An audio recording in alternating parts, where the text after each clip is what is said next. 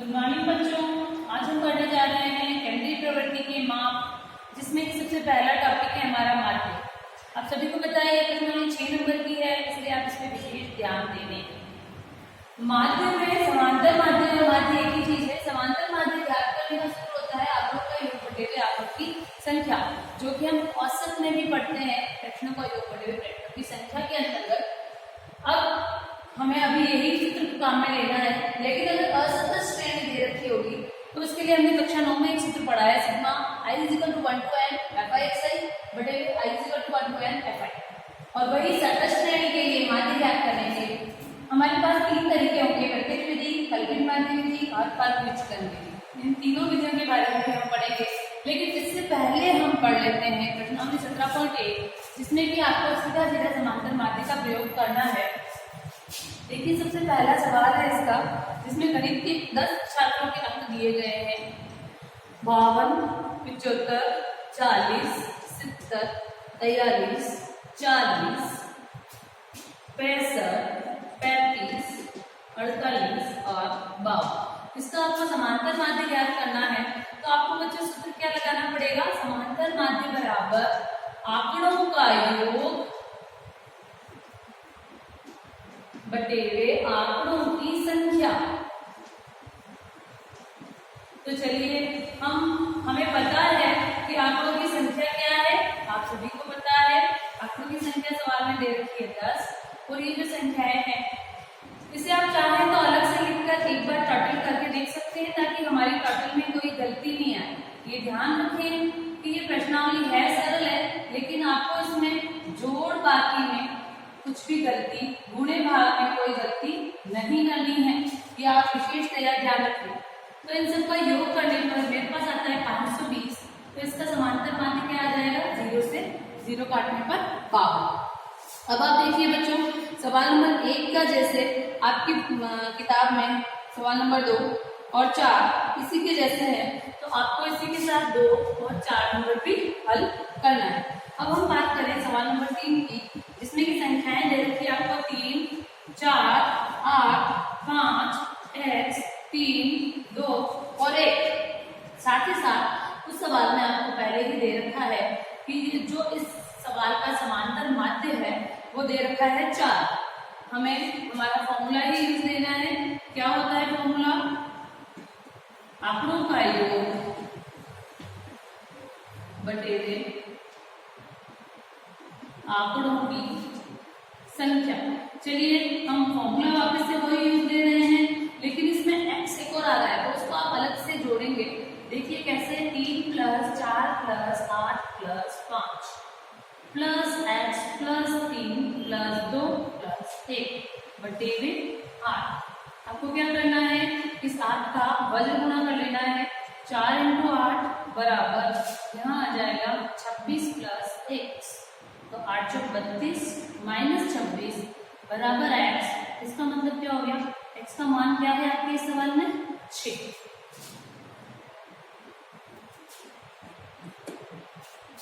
चलो करो।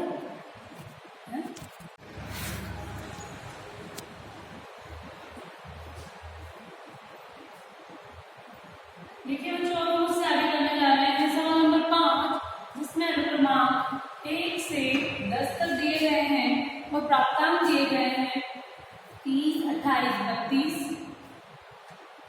12, 18, 20 और 25, 15, 26, 14। आपको इस सवाल में भी उसने कहा है कि 10 विद्यार्थियों के लिए समांतर माध्य की गणना करनी है। तो बच्चों, हमें दिखाई दे रहा है अनुक्रमांक कितने तक है? 10 तक। तो कुल जो हमारा सूत्र है, हमने क्या सूत्र काम में लिया था समांतर माध्य के लिए? समांतर माध्य के लिए लिया था हमने आंकड़ों का योग बटे हुए आंकड़ों की संख्या। तो लीजिए बच्चों, हम लोगों को आंकड़ों की संख्या पता है, तो कितने हैं आपके पास अनुक्रमांक तक? 1 से 10 तक। लीजिए, हमने 1 से 10 तक यहाँ 10 लिख दिए नीचे। अब इन सभी का आप चाहे यही टोटल करके वहां लिख सकते हैं, वो हमारे लिए आसान होगा। देखिए, हम टोटल कर देते हैं 10, 20, 30, 40, 4, 2, 6, 7, 8, 9, 10, 11। कितना हो जाता है इसका? 220। तो आंकड़ों का योग आपका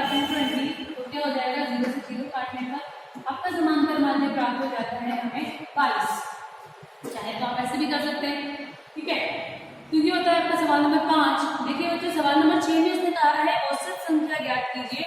तो औसत में सूत्र यही लगाना है आपको। सवाल नंबर 7 की बात करें, सवाल नंबर 7 कहता है कक्षा 1 के 25 छात्रों का औसत भार, 1 के 25 छात्रों का औसत भार दे रखा है। क्या दे रखा है बच्चों? औसत भार बराबर 51 kg। कितना दे रखा है? 51 kg। तो कुल भार कितना हो जाएगा? औसत भार 51 दिया गया है, तो कुल भार को ज्ञात करने के लिए आप छात्रों की संख्या से इसे गुणा कर दें, तो ये आपके पास में क्या आ जाएगा? कुल भार आ जाएगा 25 पंजे 125 26 27। ये केजी आपको हो जाएगा ए सेक्शन का। अब बी के कितने छात्र हैं आपके पास? बी के 35 छात्रों का औसत भार आपको ज्ञात करना है, तो वो क्या रहेगा? औसत भार तो आपको दिया गया है 54 kg। कितना दिया गया है? 54 kg। तो बी के छात्रों का कुल भार कितना हो जाएगा? 54 इंटू 35। कितना हो जाता है? 54 इंटू 35। आपको इसको इजियर करने के लिए काम कर सकते हैं आप 50 का 35 से गुणा कर दीजिएगा। 50 का 35 से गुणा 700 आता है, और फिर उसको 35 को वापस 4 से गुणा करके भी जोड़ सकते हैं। ठीक है, तो कितना हो जाता है? 1440। ये होगा। चलिए, अब हम क्या करना है हमें इस सवाल में? इस सवाल में क्या करना है? कुल छात्रों के औसत भार की गणना कीजिए। तो कुल छात्र कितने हो गए आपके? कुल छात्र हो जाते हैं आपके पास में ए सेक्शन के ए के छात्र प्लस बी के छात्र। कितने हो जाते हैं कुल छात्र आपके पास में? 25 प्लस 35 मतलब 60 छात्र। अब 60 छात्रों का आपको औसत भार ज्ञात करना है, तो पहले 60 छात्रों का कुल भार ज्ञात करेंगे और फिर उसका औसत भार ज्ञात करेंगे। कैसे ज्ञात करेंगे हम? 60 छात्रों का औसत भार बराबर 60 छात्रों का कुल भार बटेरे 60। चलिए, 60 छात्रों के औसत भार के लिए आपको क्या करना है? 1275 प्लस, आप अगर ये चाहें तो अलग से इधर आप देख भी सकते हैं गुणे का।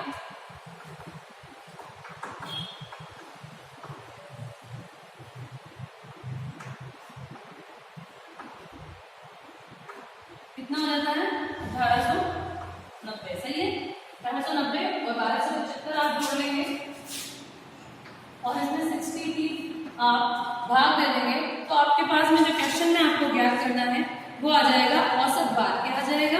60 छात्रों का औसत भार कितना आ जाएगा आपके पास में? वो आ जाएगा आपका 52.75। कितना आ जाता है ये? 52.75 kg। तो इस तरीके से आपको सवाल करना है, सवाल नंबर 7। इसके बाद हम बात करेंगे सवाल नंबर 8 की।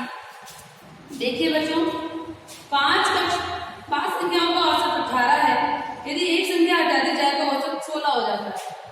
ये लीजिए, हम लिखेंगे 5 संख्याओं का औसत कितना दे रखा है इसमें?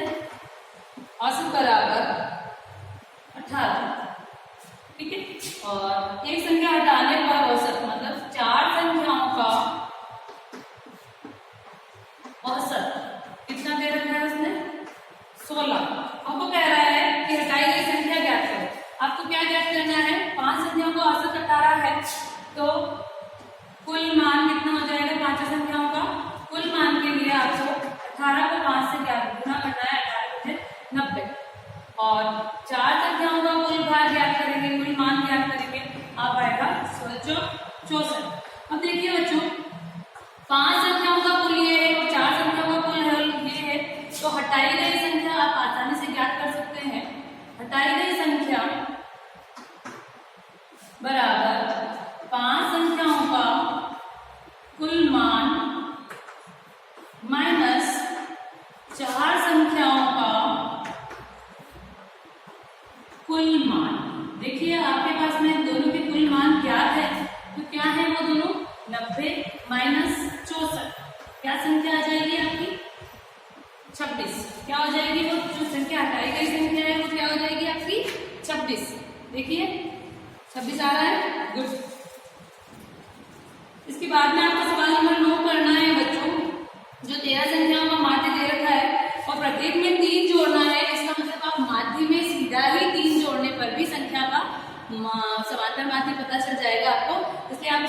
तरह से लिख सकते हैं, प्रत्येक संख्या में 3 जोड़ना है, अर्थात समांतर माध्य में भी 3 ही जोड़ना होगा।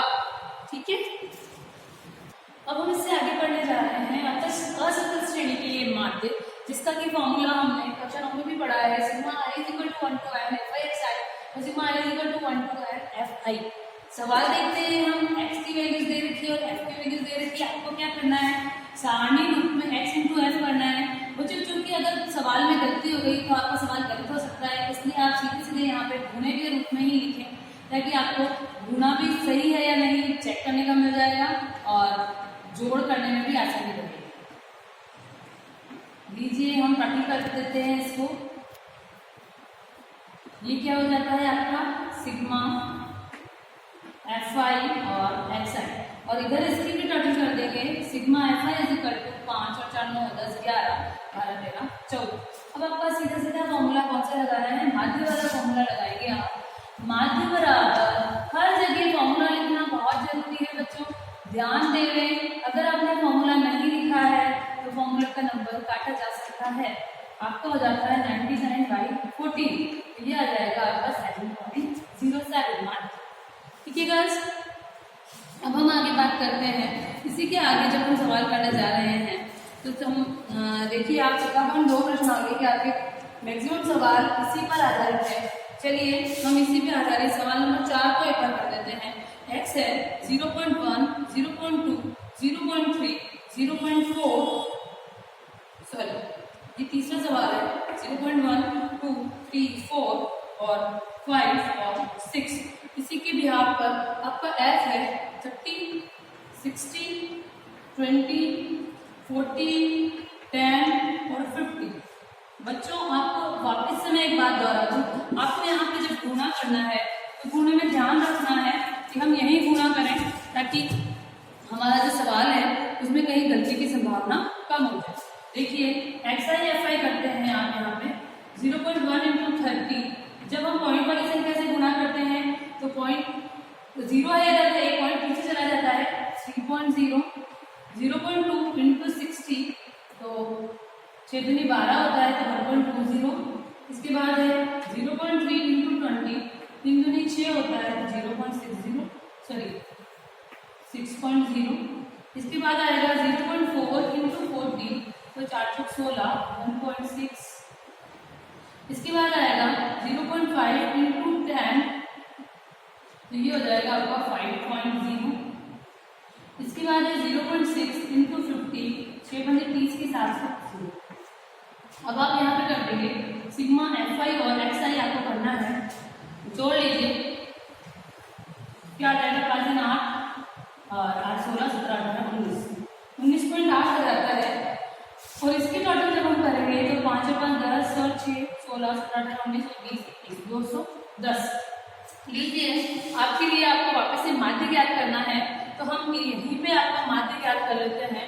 माध्य बराबर सिग्मा fi xi बटे sigma fi = 19.8/210, it means it will be 1.3 1 to n। ये ध्यान रखें बच्चों कि आपको यहाँ पे गुणे भाग में बहुत ज्यादा ध्यान रखने की जरूरत है। 3.4 यहाँ पर जाएगा आपका 0.34। इस तरीके से आपको ज्ञात करना है। अब इसी पे आधारित अन्य सवाल आपको स्वयं देखने पड़ेंगे, लेकिन आपका मैं सबसे इम्पोर्टेंट क्वेश्चन है जो इस प्रश्नावली का सवाल नंबर 7 वो बताने जा रही हूँ। बच्चों इसको आप बहुत ध्यान से देखें, क्योंकि ये मैक्सिमम टाइम एग्जाम में आया हुआ क्वेश्चन है और बहुत ही अच्छा क्वेश्चन है। देखिए यहाँ पे P लिखा है तो एक चीज ध्यान रखें, मैं इनको इन सभी के साथ ना लिखकर थोड़ा सा आगे पीछे लिख रही हूँ, ताकि आपको जब भी जोड़ करनी पड़े तब आपके पास में आसानी हो जाए। यहाँ पे क्षेत्रीय 18 हो जाता है, 5 8 40 हो जाता है, 105 हो जाता है। अब बच्चों 9 × P करने पर 9 होगा, जो कि मैं इसे थोड़ा सा इधर लिख रही हूँ। ध्यान देने थोड़ा सा हटके लिखने से आपको उस चीज की वैल्यू पता रहेगी कि इसको अलग से जोड़ना है। 11 हो जाता है आपका और 52। अब चलिए हमको सिग्मा fi ज्ञात करना है और यहाँ पे सिग्मा fi और xi दोनों ज्ञात करना है। हमें जोड़ लेते हैं हम देखिए 8 और 4 12 और 8 20 और 6 26 और 5 26 और 5 31 और 41 हो जाता है इधर। अब यहाँ पे आप जोड़ेंगे तो पहले आप जो p वाली संख्या है उसको पीछे शुरू से ही लिखिए ताकि आपके पास गलती होने की संभावना नहीं रहे, इसलिए मैंने थोड़ा हटके लिखा है। 10 और 8 18, 23 का 3 हासिल का 2 हो जाता है, 2 और 4 6 7 और 15 और 5 20, ये हो जाता है आपका 330 प्लस 9 है ना। अब आपका इस सवाल में ऑलरेडी दे रखा है माध्य p, माध्य बराबर 7.5 ऑलरेडी दिया गया है। तो हम ये देखेंगे कि यहाँ पे माध्य का फॉर्मूला लगाएंगे हम वापस से, sigma is equal to i to n, i is equal to 1 to n और sigma i is equal to 1 to n f1। चलिए गर्ल्स, हमें इसके आगे काम करना है। 303 प्लस 9p बटे में 41 प्लस p इंटू 17.5 पॉइंट उड़ाया नीचे 10 हो जाता है। अब आप क्या करेंगे, इसको वज्र गुणन, क्या करने जा रहे हैं हम, वज्र गुणन। 75 इंटू 41 प्लस p बराबर 303 प्लस 9p इंटू 10, ये हो जाता है बच्चों आपका। अब आपको इसमें अंदर गुणा करना है और फिर p का मान ज्ञात करना है। तो गुणा कैसे करेंगे आप, 75 इंटू 41 प्लस 75p बराबर 3030 प्लस 90। इसके बाद आप जो पक्षांतरण